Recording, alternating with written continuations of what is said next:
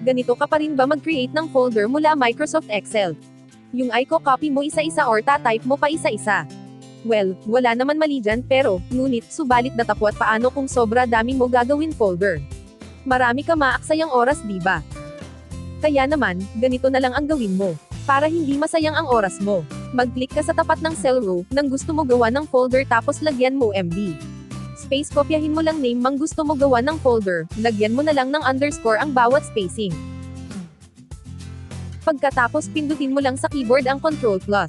Pagkatapos automatic na makokopya ang mga gagawin mong folder, highlight mo lang lahat ng gagawin mong folder pagkatapos, copy mo muna at buksan mo na iyong notepad. Pagka-open mo ng iyong notepad ay paste mo na agad ang mga ni-copy mo pagkatapos save mo muna kahit anong ilagay mo file name, basta huwag mo kalimutan ang lagyang ng .bat or .bat extension ng file name.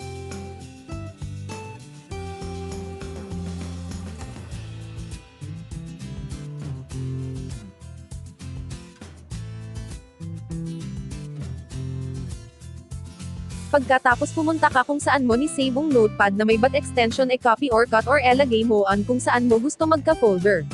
Kapag okay na double click mo lang yan .bat file pagkatapos ayan maglalabasan ng mga folder.